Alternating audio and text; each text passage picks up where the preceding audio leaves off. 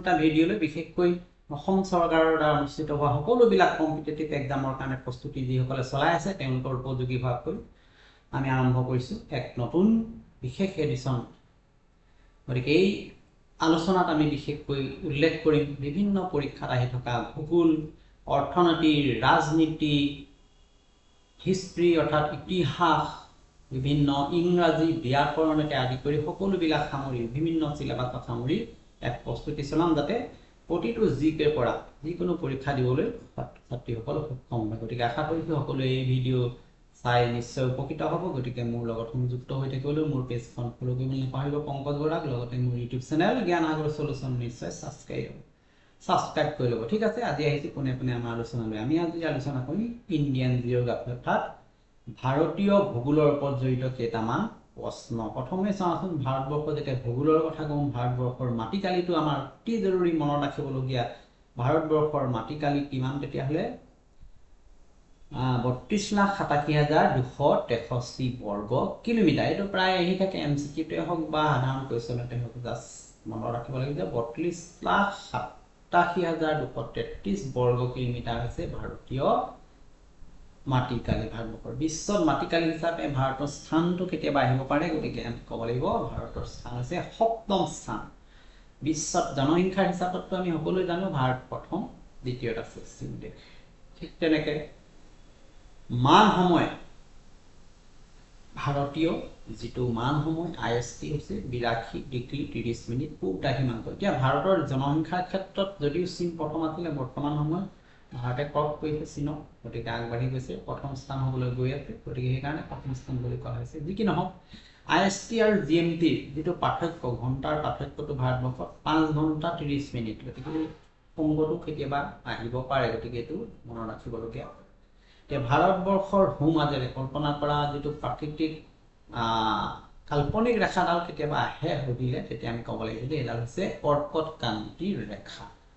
ঠিক তেনেকৈ দীঘল যিটো আমাৰ সীমা আছে, আন্তঃৰাষ্ট্ৰীয় সীমা, বৈদেশিক ৰাষ্ট্ৰ কেইবাখনো ভাৰতৰ সীমাত আছে, বাংলাদেশ আছে, আফগানিস্তান আছে, পাকিস্তান আছে, সিহঁতৰ লগত যিটো সীমা আমাৰ শ্বেয়াৰ হৈছে, এই কেতিয়াবা দীঘল এই আন্তঃৰাষ্ট্ৰীয় সীমাৰেখা কোনডাল আমি যদি কওঁ, তেতিয়া আমি ক'ব লাগিব হৈছে এটা হৈছে বাংলাদেশৰ লগত আমাৰ ভাৰতৰ সীমাৰেখাৰ 4096 কিলোমিটাৰ দীৰ্ঘতম আন্তঃৰাষ্ট্ৰীয় সীমাৰেখা শ্বেয়াৰ হৈছে। ঠিক তেনেকৈ এবাৰ চুটিকে আছে আন্তঃৰাষ্ট্ৰীয় সীমাৰেখা আফগানিস্তানৰ লগত, কিমান আছে 106 কিলোমিটাৰ। এইটো মনত ৰাখিবলগীয়া কথা। ঠিক তেনেকৈ আমাৰ সীমাৰেখাডাল, যিডাল সীমাৰেখাই দুখন ৰাষ্ট্ৰক পৃথক কৰিছে, ভাৰতবৰ্ষৰ ক্ষেত্ৰত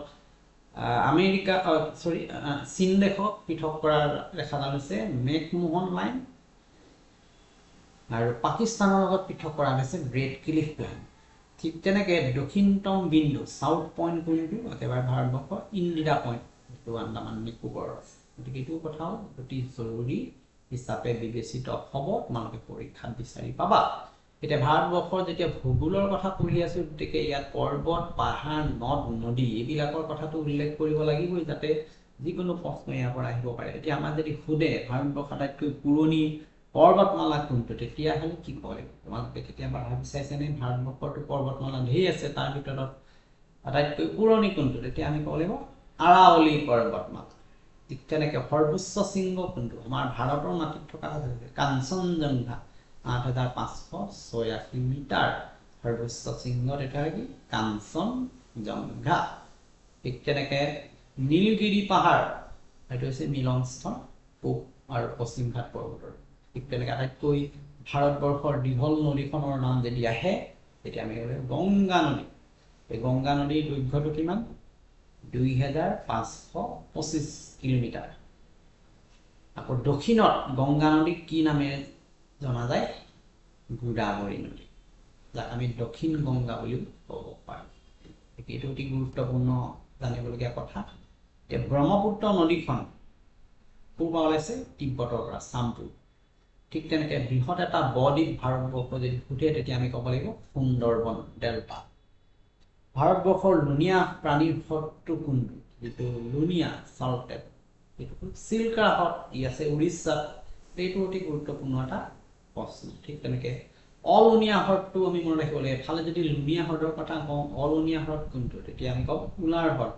উলাৰ হ্ৰদৰ কথা ক'লে আমি আকৌ জানিব লাগিব উলাৰ হ্ৰদটো ক'লে এতিয়া কি কয় কাশ্মীৰত উলাৰ হ্ৰদ চিল্কা হ্ৰদ এটা লুণীয়া এটা অলুণীয়া গতিকে লুণীয়া হ্ৰদটো আছে চিল্কা হ্ৰদ উৰিষ্যাত অলুণীয়াতে আছে উলাৰ হ্ৰদ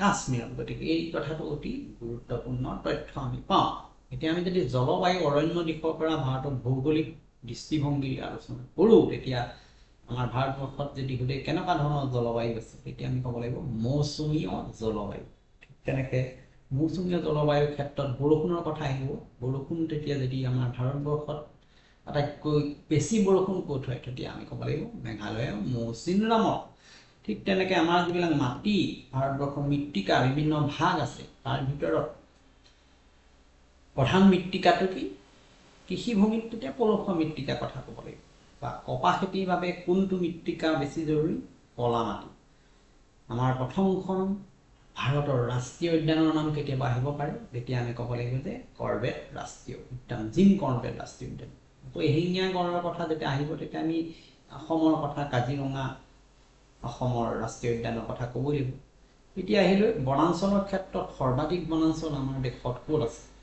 আমি একেবাৰে কোনে কোনে এনেই কৈ দিব পাৰোঁ কেতিয়াবা যে নৰ্থ ইষ্টত আছে তেনেকুৱা নহয় আচল শুদ্ধ উত্তৰটো হৈছে মধ্যপ্ৰদেশত আছে সৰ্বাধিক বনাঞ্চল মধ্যপ্ৰদেশত আছে এই মধ্যপ্ৰদেশত সৰ্বাধিক বনাঞ্চল থকাৰ লগতে আৰু এখন আমি উদ্যানৰ নাম কেতিয়াবা আহিব পাৰে উপঙি থকা উদ্যান কাক ক'ব উপঙি থকা উদ্যানখন কোনখন তেতিয়া আমি লাগিব কেইবুল লামজাও এইটো গুৰুত্বপূৰ্ণ তথ্য আমি জনা উচিত একেবাৰে শেষত আৰু কেইটামান তথ্য আছে যিকেইটা তথ্য আমি এৰি পেলাই ভাৰতৰ ভূগোলক কেতিয়াও বিশ্লেষণ কৰিব নোৱাৰোঁ তো কৃষি আৰু গুৰুত্বপূৰ্ণ কিছুমান তথ্যৰ কথা আমি ভাৰতৰ ভূগোলৰ ক্ষেত্ৰত ক'বই লাগিব এতিয়া কম আমাৰ দেশত আটাইতকৈ ধান উৎপাদন ক'ত বেছি হয় কোনখন ৰাজ্যত তেতিয়া অন্ধ্ৰপ্ৰদেশক ক'ব লাগিব চাহ উৎপাদনত কোন ৰাজ্য আগবঢ়া অসম মছলা উৎপাদনত কোন ৰাজ্য আগবঢ়া কেৰেলা ঠিক তেনেকৈ আন্দামান আৰু নিকোবৰ দ্বীপপুঞ্জত কি বুলি কয় 10 ডিগ্ৰী চেনেল বুলি কয় 10 ডিগ্ৰী চেনেল প্ৰথম জৈৱিক ৰাজ্য হিচাপে স্বীকৃতি পাইছে কোনে ছিকিমে ঠিক তেনেকৈ সূৰ্যৰ প্ৰথম কিৰণ ভাৰতৰ ক'ত পৰে বুলি এনেই কোৱা হয় তেতিয়া আমি অৰুণাচল প্ৰদেশৰ কথা নিশ্চয় ক'ব লাগিব আকৌ ভাৰতৰ হৃদপিণ্ড বুলি হাৰ্ট অফ ইণ্ডিয়া কাক কোৱা হয় মধ্যপ্ৰদেশ পিংক